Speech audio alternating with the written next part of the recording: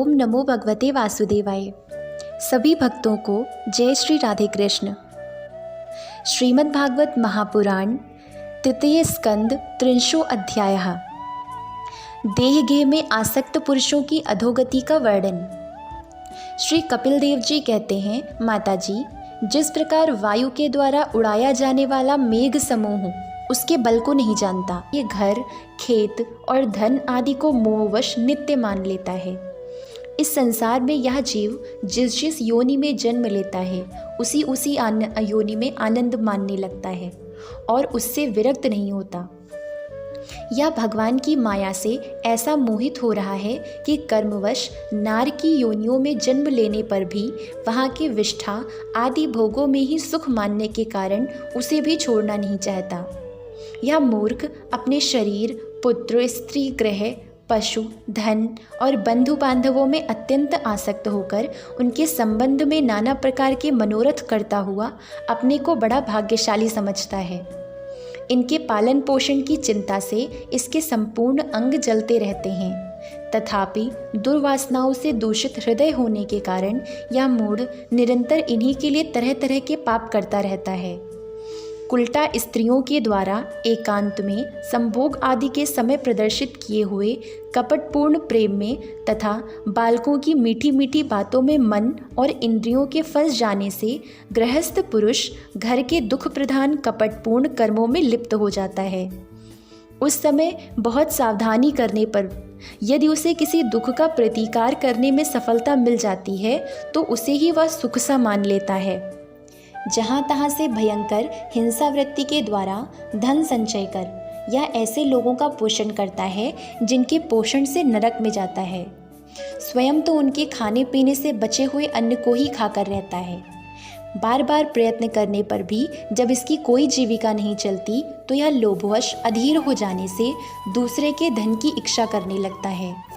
जब मंद भाग्य के कारण इसका कोई प्रयत्न नहीं चलता और यह मंदबुद्धि धनहीन होकर कुटुंब के भरण पोषण में असमर्थ हो जाता है, तब अत्यंत दीन और चिंतातुर होकर लंबी लंबी सांसें छोड़ने लगता है। इसे अपने पालन पोषण में असमर्थ देखकर वे स्त्री पुत्र आदि इसका पहले के समान आदर नहीं करते।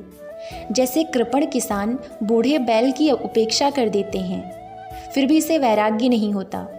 जिन्हें उसने स्वयं पाला था वे ही अब उसका पालन करते हैं। वृद्धावस्था के कारण इसका रूप बिगड़ जाता है, शरीर रोगी हो जाता है, अग्नि मंद पड़ जाती है, भोजन और पुरुषार्थ दोनों ही कम हो जाते हैं। वह मरोन्मुख होकर घर में पड़ा रहता है और कुत्ते की भांति पुत्र आदि के अपमान पूर्वक दिए हुए टुकड़े खाकर जीवन निर्वाह करता है। मृत्यु का समय निकट आने पर वायु के उत्क्रमण से इसकी पुतलियां चढ़ जाती हैं। श्वास प्रश्वास की नलिकाएं कफ से रुक जाती हैं। खांसने और सांस लेने भी इसे बड़ा कष्ट होता है तथा कफ बढ़ जाने के कारण कंठ में गुरगुराहट होने लगती है। यह अपने शोकातुर बंधु बांधवों से घिरा हुआ पड़ा रहता है और मृत्युपाश के वशीभूत हो जाने से उनकी बुलाने पर भी नहीं बोल सकता। इस प्रकार जो मूढ़ पुरुष इंद्रियों को ना जीतकर निरंतर कुटुंब पोषण में ही लगा रहता है, वह रोते हुए स्वजनों के बीच अत्यंत वेदना से अचेत होकर मृत्यु को प्राप्त होता है। इस अवसर पर उसे लेने के लिए अति भयंकर और रोषयुक्त नेत्रों वाले जो दो यमदूत आते हैं, उन्हें देखकर वह भय के कारण मलमूत्र कर देता है। वे यमदूत उसे यातना देह में डाल देते हैं और फिर जिस प्रकार सिपाही किसी अपराधी को ले जाते हैं उसी प्रकार उसके गले में रस्सी बांधकर बलात् यमलोक की लंबी यात्रा में उसे ले जाते हैं। उनकी गुड़कियों से उसका हृदय फटने और शरीर कांपने लगता है। मार्ग में उसे कुत्ते नोचते हैं। उस समय अपने पापों को याद करके वह व्याकुल हो उठता है। भूख प्यास उसे बेचैन कर देती है तथा घाम, दावानल और लूओं से वह तप जाता है।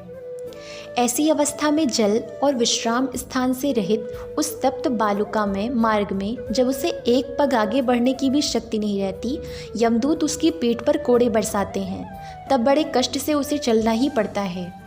वह जहाँ तहाँ थक कर गिर जाता है, मूर्छा आ जाती है, चेतना आने पर फिर उठता है। इस प्रकार अति दुखमय अंधेरे मार्ग से अत्यंत क्रूर यमदूत उसे शीघ्रता से यमपुरी को ले जाते हैं। यमलोक का मार्ग 99,000 योजन है। इतने लंबे मार्ग को 2 ही 3 मुहूर्त में तय करके वह नरक में तरह तरह की यातनाएं भोगता है। वहाँ उसके शरीर को धधकती लकड़ियों आदि के बीच में डालकर जलाया जाता है। कहीं स्वयं और दूसरों के द्वारा काट काट कर उसे अपना ही मांस खिलाया जाता है। यमपुरी के कुत्तों अथवा गिद्धों द्वारा जीते जी उसकी आंतें खींची जाती हैं। सांप, बिच्छू और डांस आदि डसने वाले तथा डंक मारने वाले जीवों से शरीर को पीड़ा पहुंचाई जाती है। शरीर को काटकर टुकड़े टुकड़े किए जाते हैं। उसे हाथियों से चिरवाया जाता है, पर्वत शिखरों से गिराया जाता है अथवा जल या गड्ढे में डालकर बंद कर दिया जाता है। ये सब यातनाएं तथा इसी प्रकार तामिश्र, अंधतामिश्र एवं रौरव आदि नरकों की और भी अनेकों यंत्रणाएं स्त्री हो या पुरुष उस जीव को पारस्परिक संसर्ग से होने वाले पाप के कारण भोगनी ही पड़ती है। माताजी, कुछ लोगों को कहना है कि स्वर्ग और नरक तो इसी लोक में हैं, क्योंकि जो नार की यातनाएं हैं वे यहाँ भी देखी जाती हैं। इस प्रकार अनेक कष्ट भोगकर अपने कुटुंब का ही पालन करने वाला तथा केवल अपना ही पेट भरने वाला पुरुष उन कुटुंब और शरीर दोनों को यहीं छोड़कर मरने के बाद अपने किए हुए पापों का ऐसा फल भोगता है। अपने इस शरीर को यहीं छोड़कर प्राणियों से द्रोह करके एकत्रित हुए पाप रूप पाथेय को साथ लेकर वह अकेला ही नरक में जाता है। मनुष्य अपने कुटुंब का पालने में जो अन्याय करता है उसका दैव विहित कुफल वह नरक में जाकर भोगता है।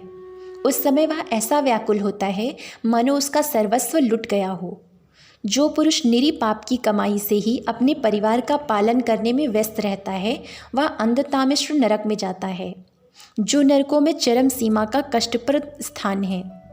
मनुष्य जन्म मिलने के पूर्व जितनी भी यातनाएं हैं तथा शूकर कुकर आदि योनियों के जितने कष्ट हैं उन सब को क्रम से भोगकर शुद्ध हो जाने पर वह फिर मनुष्य योनि में जन्म लेता है। ओम नमो भगवते वासुदेवाय। जय श्री राधे कृष्ण।